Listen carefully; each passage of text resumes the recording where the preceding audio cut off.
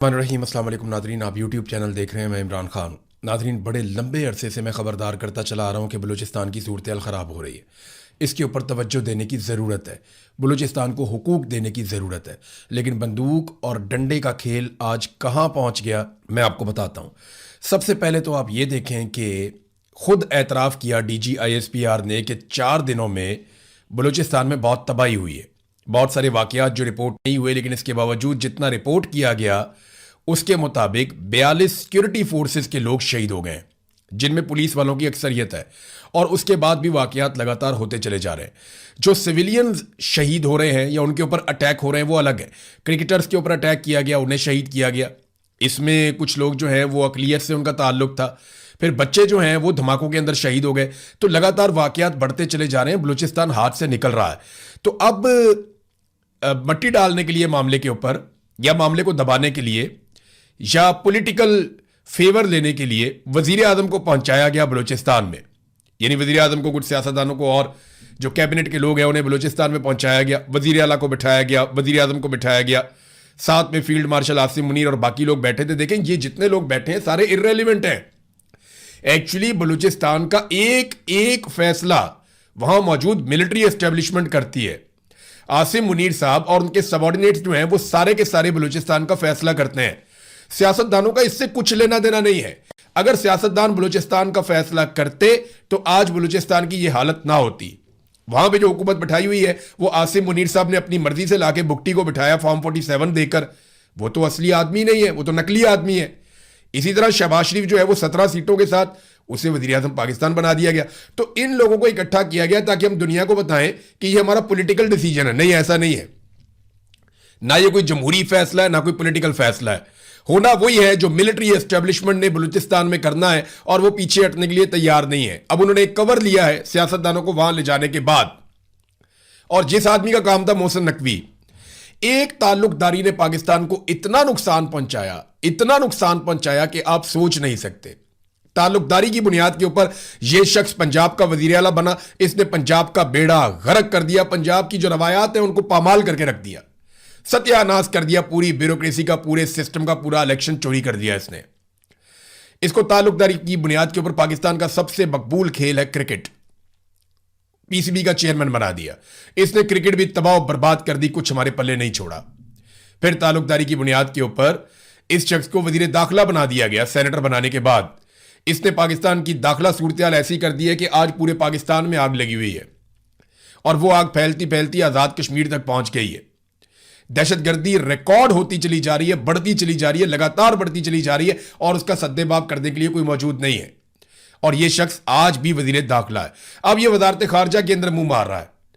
अब ये जाकर वहां अक़वाम मुत्तहिदा में मीटिंग्स कर रहा है, कभी इस मुल्क में कभी उस मुल्क में। तो अब वजारत खारजा का भी बेड़ा गर्क होने लगा। यह बात आप लिख कर रख लें कि ताल्लुकदारी की बुनियाद के ऊपर यह बंदा जिस महकमे के अंदर, जिस इदारे के अंदर, जिस शोबे के अंदर गया, उसका इसने बेड़ा गर्क कर दिया। और इसके वहां पे सस्टेन करने के पीछे सिर्फ एक वजह रहती है कि इसके फील्ड मार्शल आसिम मुनीर के साथ ताल्लुकदारी है, बस, और कुछ भी नहीं है। अब बलूचिस्तान के हालात बदतरीन होते जा रहे हैं। जब वजीर आजम वहां पे पहुंचा तो तोहफा पता क्या मिला वजीर आजम को? चागी शहर के ऊपर दहशतगर्दों ने कब्जा कर लिया। बाकायदा मनाजिर मौजूद है, वीडियोज मौजूद है, तस्वीर मौजूद है। मैं ये देख रहा था अभी सारा। चागी शहर के अंदर BLA के लोग आते हैं। अब आप कहें फितनतुल हिंदुस्तान, फितनतुल इसराइल, फितनतुल यहूद, फितनतुल हनूद, फितनतुल शैतान, आप जो मर्जी नाम देते रहे उनको। भाई BLA है वो शहर के अंदर आ गई, और उन्होंने आकर पूरे शहर पे कंट्रोल कर लिया। बैंक उनके कंट्रोल में चले गए, पुलिस उनके कंट्रोल में चली गई, सरकारी महकमे इदारे सारे उनके कंट्रोल में चले गए, और वो वहां पे दंदनाते रहे। थोड़ी देर के लिए नहीं, बहुत देर तक के लिए। और उन्होंने कंट्रोल कर लिया सारा का सारा चागी शहर। ये जरा देख लें आप हुआ क्या। सैकड़ों की तादाद में मुसल्लह अफराद ने चागी शहर में दाखिल होकर पूरे शहर को अपने कंट्रोल में ले लिया। सरकारी दफातर, बैंक, पुलिस थानों पर मुसल्लह अफराद ने कंट्रोल कर दिया। तहसील चागी में मुसल्लह अफराद का पुलिस थाने पर हमला भी हुआ। मुसल्लह अफराद ने पुलिस थाने को नजर आतिश कर दिया और एम्बुलेंस अपने साथ लेकर चले गए।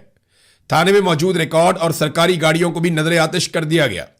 मुसल्लह अफराद की जानिब से मुख्तलिफ मकामात पर नाकाबंदी भी की गई, और आने जाने वालों को चेक भी करते रहे। Snap checking. ये है नादरीन चागी की सूरत हाल। वजीर आजम को ले जाके कोयटा के एक बंद कमरे में बैठा दिया कि जनाब जो हमने गंद मारा है ना उसके ऊपर जरा आप सियासी लेपापोती कर दें, उसके अलावा और कुछ नहीं है। चागी वो जगह हमें इसलिए याद है कि यहां पाकिस्तान ने एटमी धमाके करके चागी के पहाड़ों में पूरी दुनिया को पैगाम दिया था कि अब हम एक एटमी कुव्वत है, और उसी चागी पे आज दहशतगर्द कंट्रोल कर रहे हैं। उनके कब्जे में आप जो मर्जी करें, यहां लटक जाए, उल्टा लटक जाए, कुछ भी करें, वहां उनके कंट्रोल में गया। और वो अपनी मनमानी करने के बाद वहां से वापस गए और कोई उन्हें रोकने के काबिल नहीं था, किसी ने उनके सामने मुजामत नहीं की। ये है नाजरीन सूरत-ए-हाल। अब वो कहता था एक SHO की मार है। आसिम मुनीर साहब का जो ताल्लुकदार है मोहसिन नकवी, उनका अजीज है, वो कहता है जी एक SHO की मार है दहशतगर्द। वजीर आजम भी आपने वहां पहुंचा दिया, आर्मी चीफ भी आपने वहां पहुंचा दिया, और आज ही के दिन में चागी शहर के ऊपर दहशतगर्द दंदनाते फिर रहे थे, उनका वहां पे कंट्रोल था। कितनी अफसोसनाक सूरत-ए-हाल है। सरदार अख्तर मेंगल साहब ने कुछ इंकशाफात किए। एक तो सरदार अख्तर मेंगल ने इस्तीफा दे दिया कौमी असम्बली की सीट से, और ना सिर्फ इस्तीफा दिया बल्कि अपनी सारी मुराद और तनख्वाहें वापस की उन्होंने। ये कुछ 78,92,725 रुपए का चेक लिखकर उन्होंने हवाले किया वहां पे असेंबली में कि जनाब ये आप पैसा वापस ले लें, और मैं अब इस असेंबली का रुकन नहीं हूं। उन्होंने इनकार कर दिया। तो नाज़रीन हालात यहां तक पहुंच गए हैं।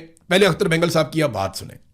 अख्तर मेंगल साहब ने 2 स्टेटमेंट दिए, और दोनों स्टेटमेंट जो हैं वो बड़े खौफनाक हैं। एक तो उन्होंने इंकशाफ किया कि बलूचिस्तान के हर शहर में डेथ स्क्वाड बना दिए गए, जिनको बाकायदा सरकारी असलहा और बगैर नंबर प्लेट के गाड़ियां फराम की जाती हैं। इन गाड़ियों पर डेथ स्क्वाड पाकिस्तान का झंडा लगाकर कार्रवाइयां करते हैं। क्या असेंबली में इस डेथ स्क्वाड के बारे में आज तक किसी ने बात की है? ये अख्तर मेंगल साहब ने ऑल पार्टीज कॉन्फ्रेंस के अंदर ये भी खिताब किया था, ये भी बात की थी। इन्होंने एक वाकया सुनाया, मैंने वो वाकया सुना, मेरा दिल हिल गया। मैं बहुत परेशान हो गया था कि इस किस्म का जुल्म हुआ है बलूचिस्तान में। वक्त कम है, लेकिन इसके बावजूद ये वाकया आपको सुनना चाहिए, और ज़रूर सुनना चाहिए, क्योंकि इससे आपको पता चलेगा कि दहशतगर्द बनते कैसे हैं और उनकी तादाद बढ़ती कैसे है। अख्तर मेंगल साहब बताते हैं कि खोजदार का इलाका है जहरी, वहां पे सरदार नसीर हैं, वो बहुत बड़े सरदार हैं वहां के। उनके घर पे सिक्योरिटी फोर्सेस आती हैं, आपको कहते हैं दहशतगर्द है, और उसे फौजी मारते हैं। उसका जवान बेटा जाके गिरबान पकड़ता है, उसको गोली मार के कत्ल कर देते हैं, और उसकी लाश उठा के ले जाते हैं, बाप को भी उठाकर ले जाते हैं। बाद में लाश इस शर्त के साथ वापस करते हैं कि तुम लोग लिख कर दो कि यह आदमी दहशतगर्द है जिसको हमने मारा है। सरदार अख्तर जान मेंगल ने यह भी बताया कि लगभग 1 लाख नौजवान मुबैना तौर पे पहाड़ों पे चढ़ गए बलूचिस्तान में। इनके हाथों में कलम की बजाय हथियार आ गए। अब रियासत किस तरफ जाएगी, और यह रियासती फैसलों के नतीजे में हो रहा है, उनकी हरकतों के नतीजे में हो रहा है। हालात यहां तक पहुंच गए हैं कि जो पुलिस वाले शहीद हुए, 30 के करीब पुलिस वालों की लाशें आई हैं, और ये लाशें कैसी आई जरा ये भी आप देख लीजिए। और ये जो मैं आपको बता रहा हूं ना कि लाशें जिस तरीके से बरामद हुई, जो कुछ उनके साथ किया गया, यहां मेरे पास से एक ऐसी इंफॉर्मेशन आई कि मैं खुद हिल गया कि ये क्या हुआ। यानी इन लाशों को उठाने के लिए भी सिक्योरिटी फोर्सेस नहीं गई। लोग बताते रहे सिक्योरिटी फोर्सेस को कि जनाब वहां पे लाशें पड़ी हुई हैं, जाकर वहां से लाशें उठा लें, लेकिन लाशें उठाने के लिए जाने के लिए कोई तैयार नहीं था। तो फिर लवाहिकीन ने क्या किया, अपनी मदद आपके तहत किराए पे गाड़ियां हासिल की, उन गाड़ियों को लेकर लवाहिकीन गए लाशें उठाने के लिए, और वहां से लाशें उठाकर लाके अस्पताल में रखी। अब अस्पताल के अंदर से लाशें लेने के लिए आ गए जनाब सिक्योरिटी फोर्सेस के लोग। यानी जहां पहाड़ों में लाशें पड़ी हुई थी, जो इतला आती है कि जनाब आपके जो पुलिस वाले अगवा कर लिए गए थे, जिन्हें मगवी बना लिया गया था, उनकी लाशें पहाड़ों में पड़ी हुई हैं, जाकर आप वो लाशें उठा लें। लेकिन लाशें उठाने के लिए कोई नहीं जा रहा था। अब 21 पुलिस एहलकारों की लाशें पहाड़ों से बरामद हुई। मजबूरी तौर पर कल से अब तक 30 पुलिस एहलकारों को जियारत में अगवा के बाद कत्ल कर दिया गया। उनकी लाशें पहाड़ों पर पड़ी हुई थी, यह बाकायदा इंफॉर्मेशन है।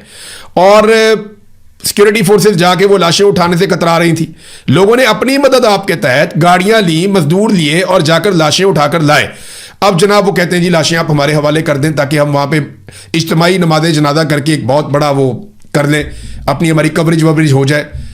यानी इनको लाशें भी चाहिए सियासत के लिए, इनको लाशें भी चाहिए अपने फायदे के लिए। लोग वो लाशें रख के सड़कों पर बैठ गए एहतजाज करने के लिए। लोग अब बात मानते ही नहीं है। वो बड़ी मुश्किल से बेचारे लाशें उठाकर लाए। अब वो वहां पे एहतजाज कर रहे हैं। जो लवाहिकीन है उन्होंने भी धरना दे दिया है, जो पुलिस वालों के लवाहिकीन है। जो पुलिस वाले लड़ते हुए शहीद हुए, उनका मुतालबा सादा सा है। उन्होंने कहा यार हमारे साथ नहीं मिलके लड़ना, ना मिलके लड़ो, हमें हथियार तो दे दो, हमें वसाइल तो दे दो, हमें कम से कम इख्तियार तो दे दो कि हम खुद लड़ पाए। वो कह रहे हैं जी हमारे हथियार खत्म हो रहे हैं, हम शानदार मुकाबला कर रहे हैं, हम इनसे लड़ रहे हैं, 5 घंटे हो गए हैं और हथियार नहीं पहुंच रहे, उन तक ताजा कुमक नहीं पहुंच रही। चले फौज उनकी मदद के लिए नहीं आई, एफसी उनकी मदद के लिए अगर नहीं आई मौके पे, तो कम से कम उन्हें हथियार तो पहुंचाए जा सकते थे। लेकिन क्या करें, हथियार तो प्राइवेट मलेशियाज के पास है, हथियार तो उन जत्थों के पास हैं जिनके जरिए से स्मगलिंग की जाती है, उन जत्थों के पास है जिनके जरिए से बाकायदा मंशियात का कारोबार किया जाता है। बलूचिस्तान तो पैसा कमाने की मशीन है, अंधाधुंध बलूचिस्तान में पैसा बनाया जा रहा है, ऊपर से लेकर नीचे तक सब पैसा बना रहे हैं बलूचिस्तान में। DGISPR ने एक स्टेटमेंट दिया, उन्होंने कहा जी कि दुश्मन से बलूचिस्तान की तरक्की हजम नहीं हो रही। पहले तो DGISPR साहब बताएं कि बलूचिस्तान तरक्की कर कहां पे रहा है। पाकिस्तान का सबसे पसमानदा सूबा कौन सा है? बलूचिस्तान। पाकिस्तान में सबसे पसमानदा इलाके किस सूबे में? बलूचिस्तान में। जिन जगहों पे हमले हो रहे हैं वो इलाके तरक्की याफ्ता है या पसमानदा? इंतहाई पसमानदा है। तो पसमानदा तरीन इलाकों में होने वाली कार्रवाइयों को DGISPR ये कैसे कह सकते हैं कि दुश्मन से पाकिस्तान की तरक्की हजम नहीं हो रही? भाई तरक्की तो आप सारी DHA में कर रहे हैं, तरक्की तो सारी हो रही है PIA की प्राइवेटाइजेशन में, तरक्की तो सारी हो रही है एयरपोर्टों की फरोख्त के अंदर, तरक्की तो सारी हो रही है उन जगहों पे जहां पे बड़े बड़े रकबे लिए हुए हैं बड़े बड़े ताकतवर लोगों ने, और वहां पे पानी की नहरें ले जाई जा रही हैं। सिंध का पानी जो है वो बेच दिया गया, रेगिस्तानों में पहुंचा दिया गया, और अब पीपल्स पार्टी कहती है जनाब कि हम मरसू सिंध ना देसूं, और उसके ऊपर कह रहे हैं जी हम सिंध के पानी के लिए तहरीक चलाने वाले हैं। आसिफ अली जरदारी ने 6 नहरों के मामले में सिंध का पानी बेच दिया था।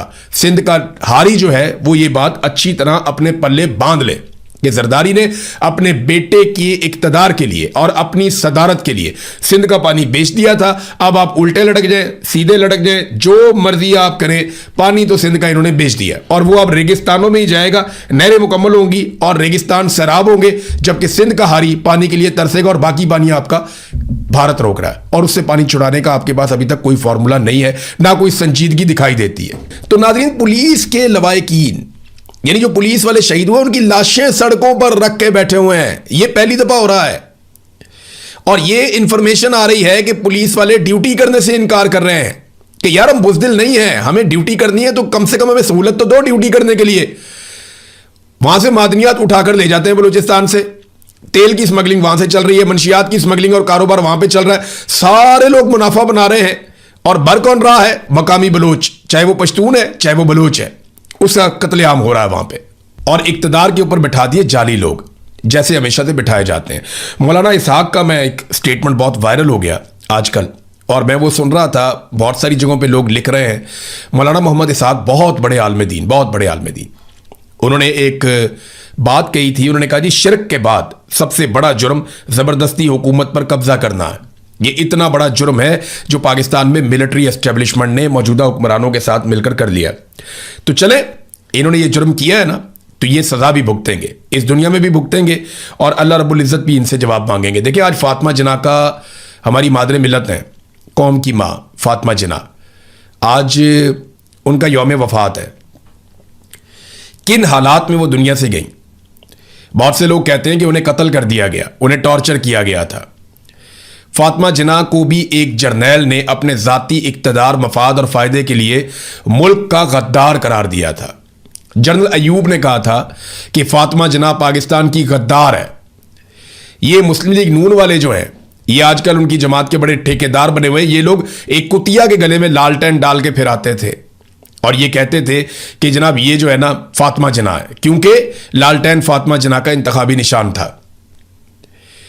बाद में जब फातिमा जिन्ना इस दुनिया से चली गई तो बाद वाले जर्नैलों को अपने ज़ाती मफाद के लिए याद आया कि ये तो मादरे मिल्लत थी, फिर उनका नाम मादरे मिल्लत रख दिया गया। यानी पहले उन्हें गद्दार करार दिया गया, उनकी ज़िंदगी में उन पर तशद्दुद किया गया, ज़हनी टॉर्चर किया गया, उन्हें गद्दार करार दिया गया, उनकी तौहीन की गई, और जब वो दुनिया से चली गई तो बाद में आने वाले जर्नैलों ने कहा ये मादरे मिल्लत है। तो अपने फ़ायदे के लिए ना इन्होंने कल को इमरान खान को भी कोई बहुत बड़ा लकब दे देना है, आने वाले जर्नैलों ने। आज वाले जर्नैल तो इमरान खान को गद्दार करार दे रहे हैं, मार रहे हैं, जुल्म कर रहे हैं, तशद्दुद कर रहे हैं, कैद तन्हाई में रखा हुआ है, वो हार नहीं मानता इनसे। और आने वाले जर्नैल याद रखिएगा, वो अपने मफाद के लिए ना उस वक्त जो उनका मफाद होगा वो कहेंगे जी इमरान खान जी बड़ा नेशन का ये था वो था, वो बहुत बड़े बड़े अलकाबात दे देंगे। जिसे मोहसिन पाकिस्तान कहा गया, डॉक्टर अब्दुल कदीर खान, उसको इन्होंने ऐसा निशाने इबरत बनाया कि वो कहता था यार मुझे दुख है कि मैंने इनके लिए काम क्यों किया। जर्नैलों ने ही किया उसके साथ भी, परवेज मुशर्रफ ने और उसके साथ जो दूसरे जर्नैल थे उन्होंने मिलकर ये घटिया खेल खेला था। तो घटिया खेल तो नाजरीन ये खेल रहे हैं और कई दहाइयों से खेल रहे हैं। कश्मीर की सूरत हाल देखें ना आप, वो कितनी खराब हो गई। वहां पे जो बंदा भी वोट मांगने जाता है आवाम उसकी धुलाई कर देती है। ये एक नहीं कई वाकयात हो चुके हैं, कई जगह पे लोग जाते हैं, अभी बचत हो रही है, लेकिन जैसे जैसे इलेक्शन करीब आएगा आपको चीजें नजर आएंगी। वोट मांगने नून लीग वाले, पीपल्स पार्टी वाले जाते हैं, लोग उनके ऊपर अटैक करते हैं। पिछले दिनों अंडा मारा उन्होंने एक आदमी को, जो सबसे तगड़ा आदमी बना फिरता है वहां पे। लोग बहुत गुस्से में हैं, वो धुलाई कर रहे हैं, वो भगा देते हैं कि वोट मांगने आए हो बेशर्मो, हमारे नौजवानों का कत्लेआम किया जा रहा है, हमारे ऊपर जुल्म किया जा रहा है। और ये कश्मीरियों की तहरीक है। ये जो लोग कहते हैं ना चंद शर पसंद थोड़े से लोग, ऐसा कुछ नहीं है। ये कहानी कूनी आप किसी और को सुनाए जाके। हर कश्मीरी इसके साथ खड़ा है। उसकी सबसे बड़ी गवाही ये है कि यहां बरतानिया में इतना बड़ा मुजाहरा तारीख में कभी नहीं किया कश्मीरियों ने, भारत के खिलाफ नहीं किया जितना बड़ा मुजाहरा पाकिस्तान की मिलिट्री एस्टेब्लिशमेंट की घटिया पॉलिसियों के खिलाफ उन्होंने किया। तो इसका मतलब यह है कि सारे कश्मीरी तो उधर खड़े हैं, उनके साथ खड़े हैं। नादरीन कुछ और खबरें हैं, मैं आपको अपने अगले वीलॉग में वो खबरें दूंगा, क्योंकि इस वीलॉग में तो सारा बलूचिस्तान डिस्कस हो गया और कुछ कश्मीर की थोड़ी बहुत चीज़ें हमने डिस्कस की हैं। हाँ, एक चीज़ मैं आपको जाते जाते बताऊं कि अहमद फरहाद और रज़ी ताहिर, इन दोनों के लिए ज़रूर आवाज़ उठाएं। रज़ी ताहिर साहब को एक मरतबा फिर ज़मानत नहीं मिली, इनके साथ बहुत जुल्म किया जा रहा है। लगातार बार बार उनको जो है वो रिमांड पे कभी दे दिया जाता है, कभी जुडिशल कर दिया जाता है, और अब पीर वाले दिन दोबारा दिया गया कि मंडे को दोबारा अदालत लगेगी, मजीद दलाइल होंगे। भाई ऐसा क्या कर दिया उसने? कोई एटम बम का फार्मूला लेकर चोरी कर दिया उसने? एक जर्नलिस्ट है, वो एक खबर देता है, आपको खबर पसंद नहीं है तो भी इसमें उसका क्या कसूर है? अरशद शरीफ ने कहा था ना कि आपको आईना दिखाते हैं हम, अगर आपको आईने में अपनी शक्ल अच्छी नहीं लगती तो अपनी शक्ल ठीक करें। आप आईने को क्यों तोड़ते हैं? आप हमसे क्यों लड़ते हैं? इसी तरह अहमद फरहाद से पूरा जोर लगा रहा है निजाम, वहां पे बैठ गए, जनाब एक वीडियो बना दो, एक वीडियो बनाओ जिसमें आप ज्वाइंट अवामी एक्शन कमेटी को बुरा भला कहो और इन सारी चीजों को गलत करार दो तहरीक को। लेकिन अहमद फरहाद ऐसा नहीं कर रहा, उस पर बहुत दबाव है, बहुत दबाव है। आप सोच नहीं सकते ये किस तरह दबाव डालते हैं और कितना दबाव डालते हैं, आपकी फैमिलीज तक को वल्नरेबल कर देते हैं। बहुत तकलीफ होती है उस वक्त, मैं इसको समझता हूं। तो अहमद फरहाद साहब के लिए और रज़ी ताहिर साहब के लिए आवाज उठाइए। मैंने फातिमा जना का जिक्र किया ना, तो जाते जाते मैं बताऊं आज भी जर्नैल वही खेल खेल रहे हैं। आज भी यास्मीन राशिद जो एक माँ की तरह वो जेल में बंद है। आलिया हमजा, उन्होंने एक बड़ा शानदार जो है वो थप्पड़ भेजा जेल से,